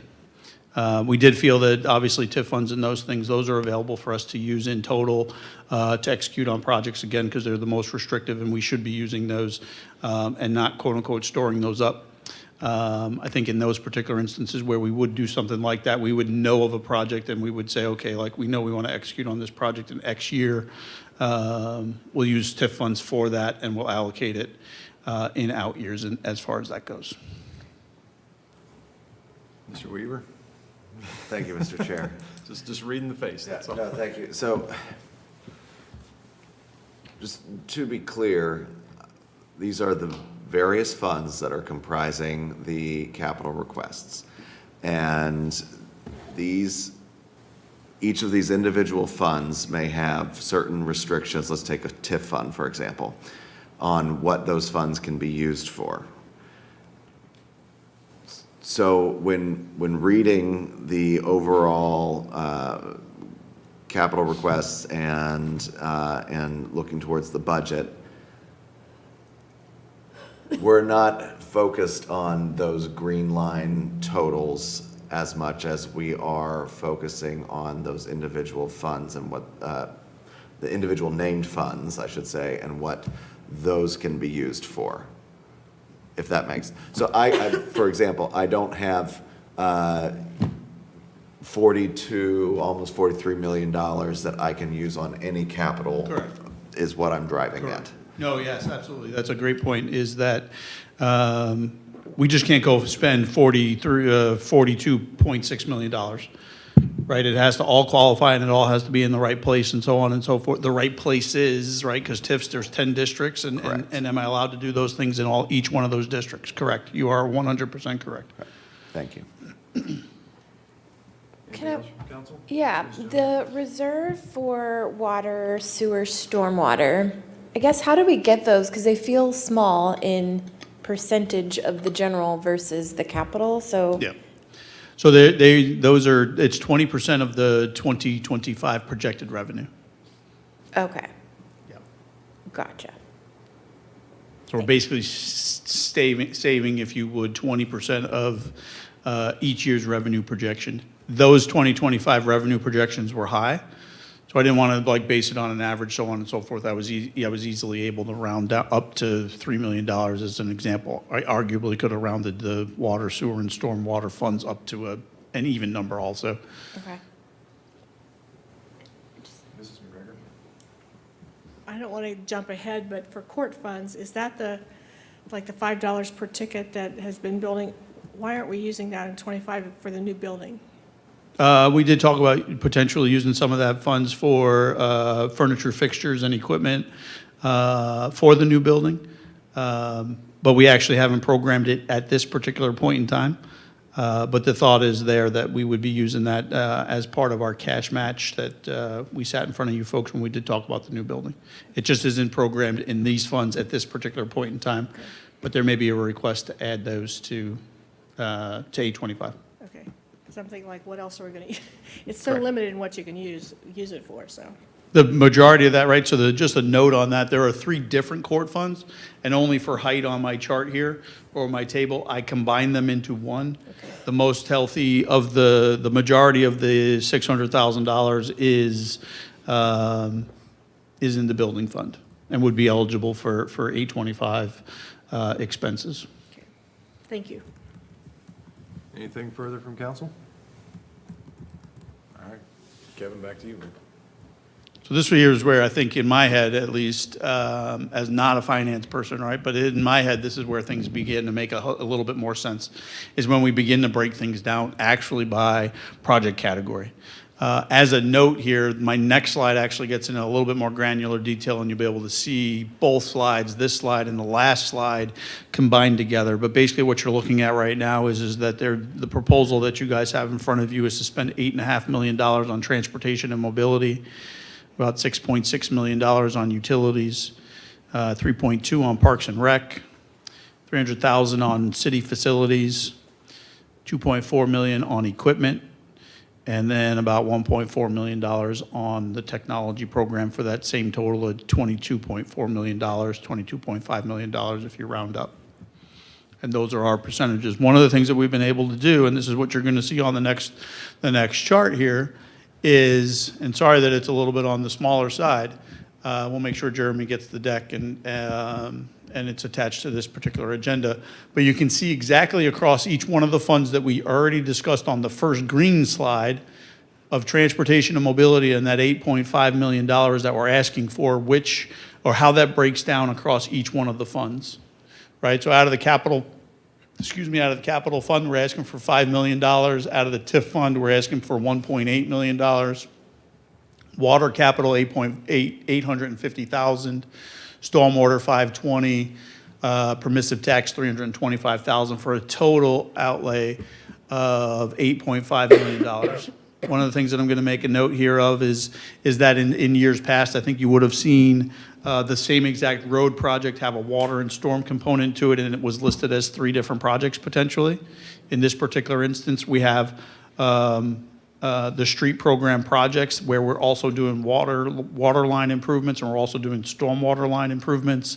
And that's why you're seeing us tap a variety of different funds as it relates to water and storm in these particular examples. I will also note too that the street program, we just happened to luck out, and when we do the engineering part and piece, the engineering capital budget, we'll get into more of this. But the street program also qualified, a large portion of the street program also qualified for TIF funding also because of where they were located. And we were allocating a significant amount of TIF funds towards those particular projects. So what happens, what the next couple of steps here, when we begin, and what you'll begin to see on the side of the slide here is when we go into each one of the individual department budgets, what you're going to be able to do is you're going to be able to take your budget book, you're going to be able to take, I actually have a page number that I can't remember, I think it's 113 of the budget book. You'll actually be able to see all of the projects listed. When we go into each one of those different departments, you'll be able to actually ask questions on very, very specific projects on how they're listed in the budget book when we get to those individual departments. So the IT budget ends up getting presented with HR, Finance, Administrative Services. Miranda has the schedule here. She knows it better than I do, but on 10/28. Parks and Recreation is presented on 11/4. Safety is presented on 11/12. Engineering is presented on 11/18, along with Public Service. And then Economic Development is presented on 11/25. After we get through each one of those particular presentations, you will have that entire project list as it's outlined inside of the budget. Yep, page 113 in the budget book. It's not 113 in the PDF, it's more like 123 in the PDF. And you'll be able to see how each one of those projects lists out. And then we'll have similar slides for each project that we kind of presented at the adoption of the CIP back in August. So hopefully what this does is it gives you a broad overview, which is what we're doing tonight, and then gives us the ability to just walk through it systematically, department by department, so that we're asking specific questions. And, if Mr. Snetzer is, his heart's in transportation and mobility, but Mr. Weaver's heart's in city facilities, right? There's not competing comments or conversation across the dais as it relates, right? We have one night tailored toward each one of these particular areas that we'll be able to concentrate on and inform you guys and inform the public as to where we're looking to spend dollars. So with that, that's what I have for you folks this evening. I can pause and take questions before turning it over to Director Vollmer. Thank you, Mr. Schultz. Anything from council with regard to the capital budget overview? All right. Great job, sir. Thank you. Director Vollmer. I'm going to apologize in advance. Mine is not as brief as Kevin's. So I have the 2025 staffing requests. The 2025 budget includes funding for full-time, part-time, and seasonal positions. The new full-time and part-time positions are based on the staffing study, which we recently completed in 2024, and council accepted the 5-year staffing study on October 7th through resolution 0032-2024. So the justifications for the positions that I'm going to go over this evening are in the staffing study. We would direct council and residents to the staffing study. It is linked in the budget book, so you can click the link right to the staffing study, so you won't find the justifications in the budget book. They are in the staffing study. Just a reminder, the staffing requests for 2025 represent a 7% increase over 2024. This also includes the new positions. It includes, that is for salary and benefits. It also includes projected union increases, planned increases in the steelworker contract, and unclassified increases pursuant to our step pay plan that's in the salary ordinance. So this first slide, how we are presenting staffing requests this year, they're in priority 1 and 2. So if you remember in the staffing study, it just gave an overview of the positions that will be needed in the next 5 years. So what we did is gone back and selected those positions which are critical to ensure continued excellence in government and to enhance city services to residents. As a service organization, staffing is one of the largest costs to the city. So these are categorized in priority 1 and 2. They are not in a rank order. They are alphabetized as we put those in priority 1 and 2. So on the next slides, I do have the org charts. Just so you're aware, the yellow are priority 1. I think can you flip it so I can see what they look like? The yellow gold are priority 1, the teal are priority 2, and the gray are reclassification requests. So the first department we're going to go over is public service. You can find this in the staffing study beginning on page 114. So this is to establish a facilities division to add to the facilities foreman that's currently on staff, a facilities superintendent, and a service maintenance worker too. With the addition of a new facility coming online at the end of 25, beginning of 2026, we do need to staff these positions in 2025. Time to hire takes anywhere from 30 to 90 days, so we would be looking to fill these individuals later in the year. They are not funded for the full year. They are funded for mid-year and then the second quarter 3, I believe. So the facility superintendent would provide day-to-day operations, oversee the day-to-day operations of the city facilities. City facilities does include the new municipal complex and the service garage. It would also include this property here while the city owns it. It excludes facilities and parks. So think Hannah Park Shelter, that's managed by the Parks Facilities team. They would also ensure that the facilities are safe, comfortable, sustainable, and efficient, and that they are operating within the set budget.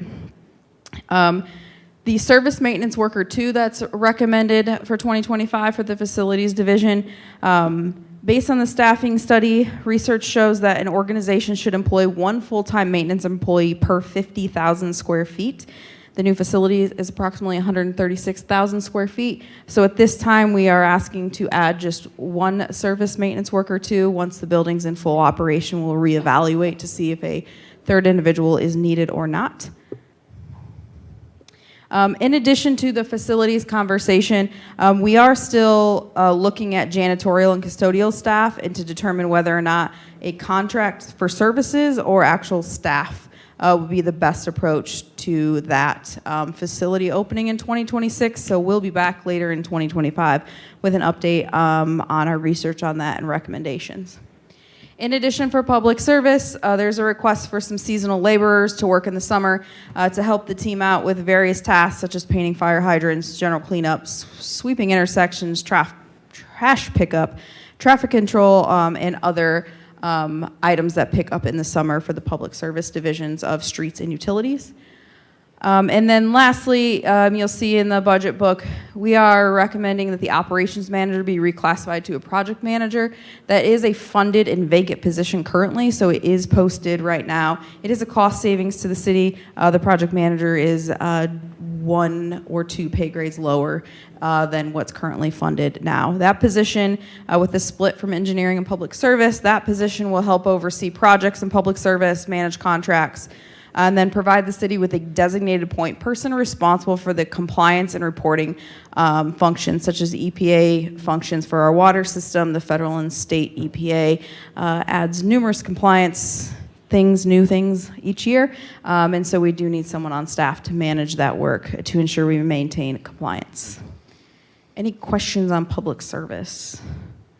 We will also, during the breakdown that Kevin went over earlier, I'm happy to answer questions now, but I'll have these org charts up during those presentations as well. Very briefly, Yeah. Did you say there were going to be gray boxes where they were reclassified? Yeah, that one isn't gray because it's a current funded vacancy. We had some issues over the past couple years filling the operations manager for public service, as did many other municipalities in this area, because we all had it posted. So we were holding to see what we really need, and because Director Anvers joined us last year. 2 years? Okay, 2 years ago. With the, we did add that utility superintendent and that customer service supervisor. So at this time, it's recommended to be a projects manager instead of that operations person, where all those superintendents report to the operations and to the director. This allows somebody to really focus on that compliance piece because it is taking our utility superintendent and a lot of his time to ensure those compliances with a union member as well in the utilities foreman. Thank you. Anything from council on public service? All right, back to you. The next department is Parks and Recreation. You'll just see the Parks Division up on the screen here. There are no recommended new positions for Recreation, but for the Parks Division. This begins on page 101 of the staffing study. The Parks Manager was identified as a priority 1. This is to reduce the span of control and ensure proper supervision, safety, oversight, and managing contracts. Right now, the Parks and Facilities Superintendent, essentially if you take the line where the gray boxes are and put them down, all of those folks report up through the Parks and Facilities Superintendent now. The foremen that you see on the list, those are union members, so they are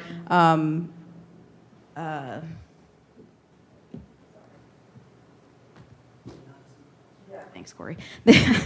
Sorry. They are non-supervisors, so when it comes time for evaluation or discipline or managing the contract, everything's running through that Parks and Facilities Superintendent right now for all of those employees you see on the screen.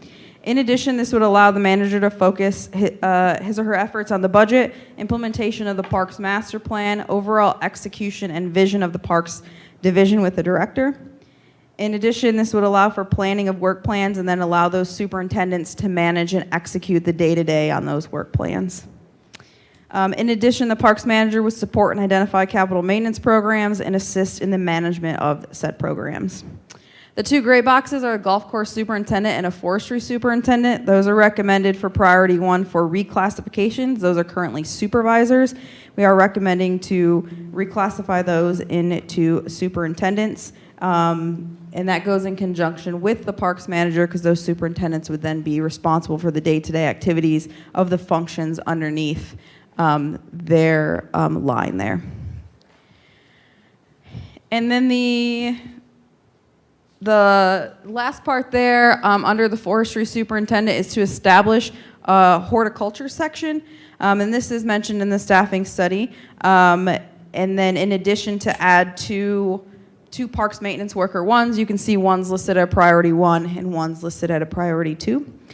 So the difference would be is the blue ones, the forestry foreman on that side would be responsible for the street tree program. When Director Farrell and her team presented the street tree program a few years back, they did indicate at that time that there was staffing going to be required to execute that program. So that would be the focus of that line. The other horticulture and tree section would be responsible for the cultivation of plants, the management and protection of those plants, and then trees in the park. So if you think the street trees on one side, and then we have the horticulture and park trees or a non-street tree on the other side. Of course, these folks would be cross-trained so they can assist each other as well. But due to the overall acreages of parkland that we have, the number of baskets, flower beds, you name it, are along in the parks, along the park signs, we are recommending to add that horticulture section. This will also allow, because of the workload and specialization required for a forestry and horticulture, it does necessitate the separation of these 2 divisions. And then it will also allow the Parks Department to continue to implement the Parks Master Plan. Anything from council on parks? No. Mrs. McGregor? So if you have the horticulture department, what would they do in the winter? So they do, Director Farrell, you're welcome to come up, but we talked later. So there is park maintenance that occurs all year long, and so that's what those teams would assist with doing along with. That's what I was just asking if they, I mean, you know, because flowers, you know, right now they're about gone, so. Right. There's the management. We also. You turned it I turned it off. Day one, folks, day one. The horticulture division also manages prairies. Again, as Senior Director Vollmer stated, that this section of the division also will incorporate park trees. So think of what the division does now. We're adding a completely expanded service with street trees. So everything that the division does now, including the expansion of the horticulture elements, we want to continue to see additional beautification. So every season there's opportunity to introduce that into the elements, whether it's in our park entranceways or in our medians, wherever we can include those elements of natural elements. That is what the horticulture division will ultimately manage and continue to manage throughout every season of the year. Okay. Anything further from council on parks? Back to you, Miranda. Next up, we have the Division of Police. This will be easier to see when we upload the slides.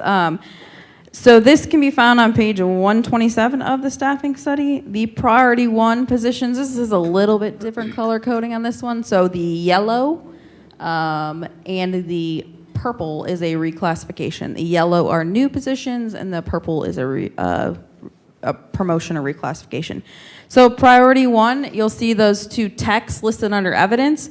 Our part-time officer has informed the chief that he will be retiring at the end of 2025. He is responsible for the property and evidence storage here for the Gahanna Division of Police. And so moving into a new facility that contains updated technology and will have capabilities for more storage of evidence. And then additionally, with the compliance and legal guidelines that are required to maintain and store evidence, continue to increase. So we are recommending to add 2 full-time evidence and property technicians. These would be civilian positions. Right now, we pay the part-time officer the FOP officer rate for his services. So these would be civilianized positions. The purple you see over in the communications center, that is the 911 dispatch center. There are 3 shifts. And our goal is to have a communications technician 2 on each shift. So this moves that needle for 2025. There would be 1 promotion of a ComTech 1 to a ComTech 2, but there would be no backfill. So the authorized strength of 12 is not increasing. It's just a promotion so that another shift can have a lead dispatcher on it, as the communications center manager obviously can't be around 24/7 there. Priority 2 is a second deputy chief. This is indicated in the staffing study, and there's a lot of additional information in the staffing study. But with anticipated changes to field services, you already saw the addition of the COL, the expansion of the SRO program, and then the continued growth of support services. You see it there with the 2 evidence techs, as well as the training that will occur inside the new municipal complex. An additional deputy chief is needed for that direct oversight. If you think about it now, there's 1 deputy chief overseeing the different bureaus, and when field services has a large percentage, you can see them over there, the officers on 3 shifts, there is some additional oversight needed for that section as it continues to grow. In addition, for succession planning purposes, so for proper planning, as leadership migrates into risk the loss of key personnel and align future leaders with the division's goals, we are recommending to add a second deputy chief as well. And then the last position, it's not, I'm going to talk about it now. I don't have an org chart for it, but another recommendation we have is the training coordinator, and that is 50% funded out of police and 50% funded out of the in the finance division of admin ops to assist with coordinating training across the city. If you might remember, Ms. Miller talked about that different folks in the city do training. Police does training, the risk and safety administrator does training, and HR does training. So we're really looking to standardize our training and bring it all under 1 training coordinator. So that person, for example, how they would assist police is right now we're paying sworn personnel, a sergeant or a lieutenant, to coordinate training schedules, hire outside contractors to come in when we can hire a civilian at a reduced pay rate to do those kind of things. In addition, it would eliminate the need, as I spoke of earlier, the training efforts that are spread across the 3 separate departments. In addition, this person would be responsible for expanding the enterprise customer base at the municipal complex and increasing revenue opportunities through the delivery of that enterprise training programs and facility rentals. Thinking someone coming into the firing range to use that, or the new training facility that will have a couple different training facilities.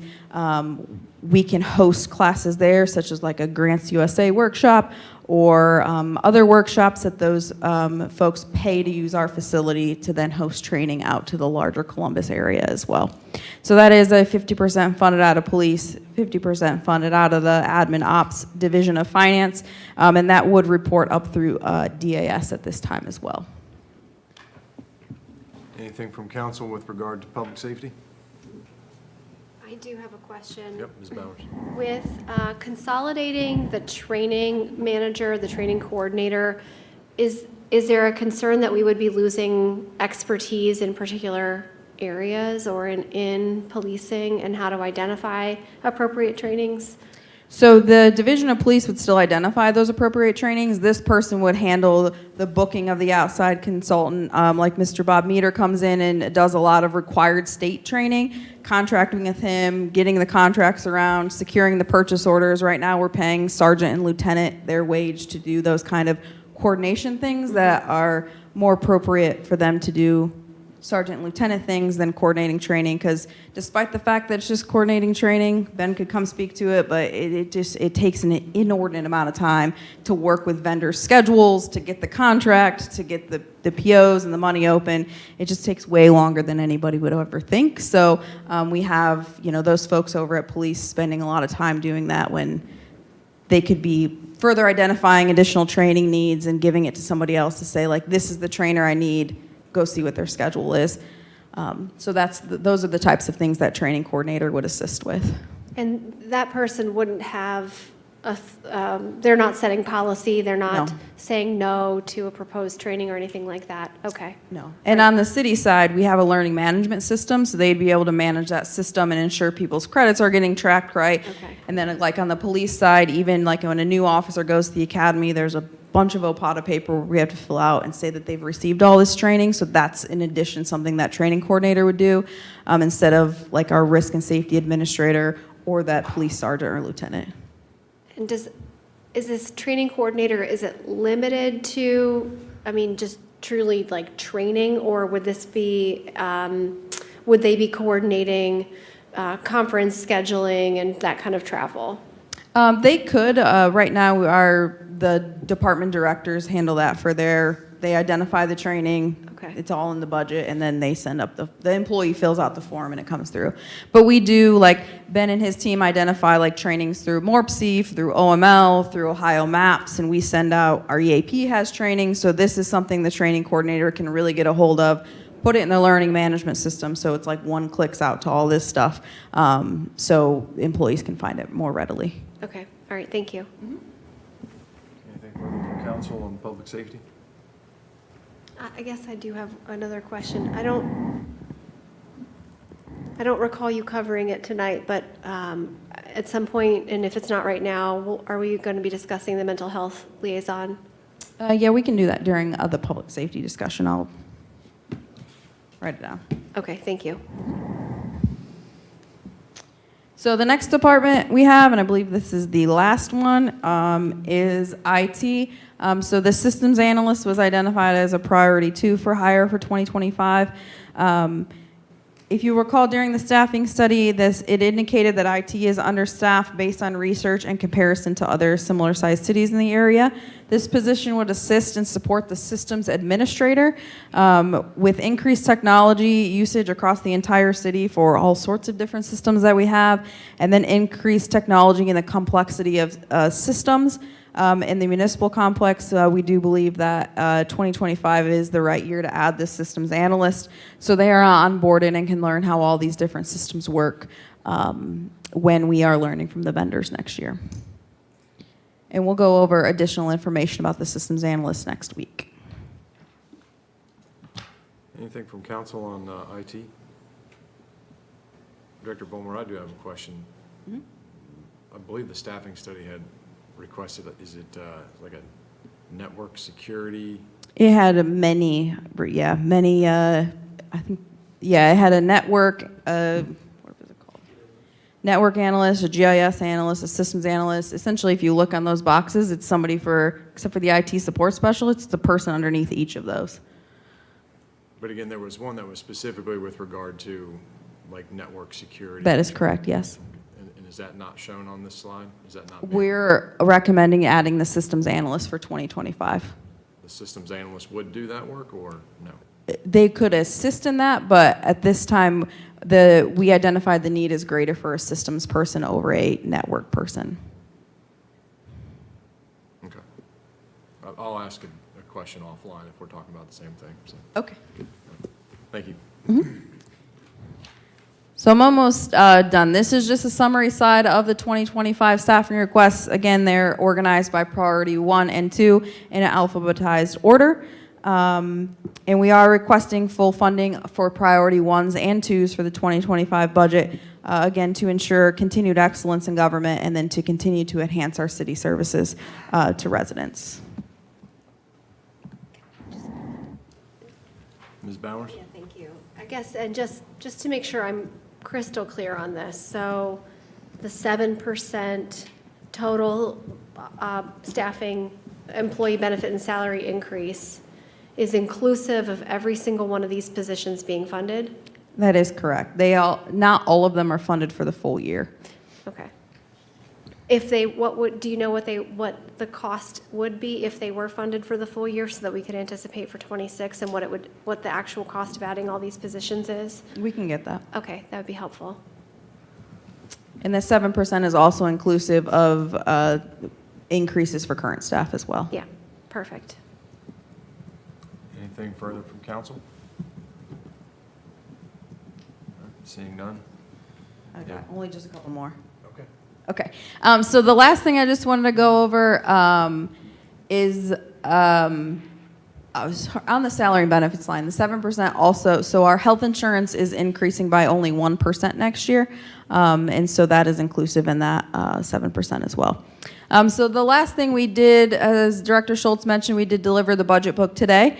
Many thanks to Director Burry and Manager Kincaid back there for their answering all of my questions this weekend. I really appreciate that. So I just want to give a couple tips on the budget book, what I find helpful when I'm trying to go through that. So how to think about it. So there is beginning on page 1, there is a section of the book called How to Use This Budget Book. That's a great place to start. But if you want to think about it as right after the table of contents, there's what's called a transmittal letter issued to the mayor. It's essentially the executive summary to everything you're going to find throughout that document. So it gives a very, very high-level overview of the different items that Joanne's discussed and Kevin and I, including how revenue was determined, expenditures, staffing, capital, what economic indicators are. Following that, then if you move on to the all fund summary, that's a summary of the entire book. So a lot of the information I covered in staffing is in there, and some of the stuff Kevin talked about, and capital is in there as well, and all the other funds. And then to get very specific on the amount of money being used in each of those funds, if you move on to the fund summary. So when I, as a non-finance person, I think it's helpful to start at a very, very high level and then drill down to the bottom, because sometimes when you start at the bottom, it's very confusing because there's a heavy amount of numbers and percentages in those funds summary. So the all funds summary does include the salary and benefit information that we discussed this evening, as well, and some information about our health insurance. Can you go to the next slide? And then the other thing to look at is the department narrative. So if you're, when we move into the departments next week, we will pull some charts out of the department narrative that show like what is HR spending on a contract services basis and did that increase or decrease over the last year, right?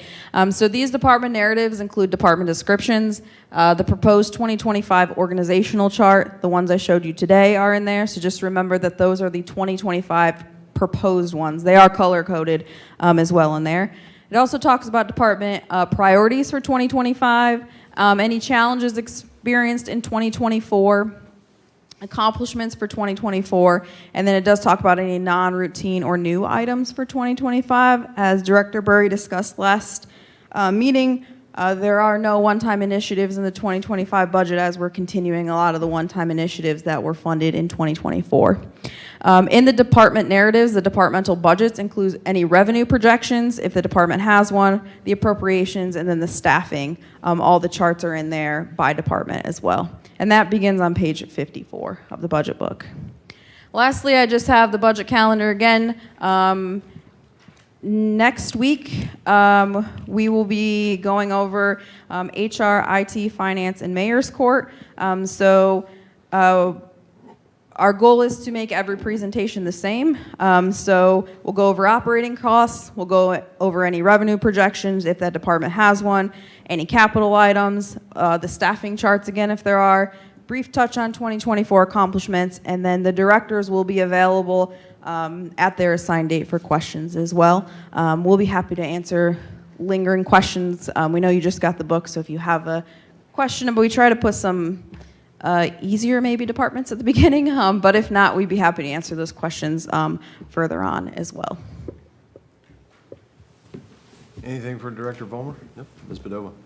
Just a comment. Thank you guys for getting this to us quickly and earlier than normal. And I'm not sure who exactly, or if this was just a group effort on the breaking down and schedule of how we're going through it this year, but I find this to be a much easier way of going through the budget than how we've done it in the past. So thank you. Kudos to you. Anything further from council for staff? Yeah, Mrs. McGregor. Would it be possible to get a list of the TIFs and their balances? I mean, not tonight, but I mean, could we have that sent out? Okay, thanks. I know it will change, but you know, just currently.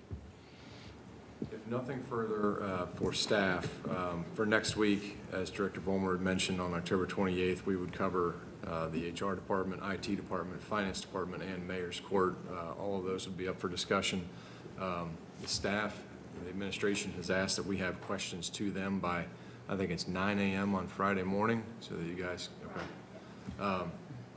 I'm happy to aggregate and you know, eliminate duplicates and you know, facilitate that exchange of questions. Would 9 p.m. on Wednesday, 10/23 be sufficient for starters here? I know it's a bit of a tight window. It's essentially 2 days after we got the budget book. But hopefully those departments prove to be not too difficult. Does that work for everybody? All right, thank you. If nothing further, then thus concludes finance. Thanks, everyone. Thank you.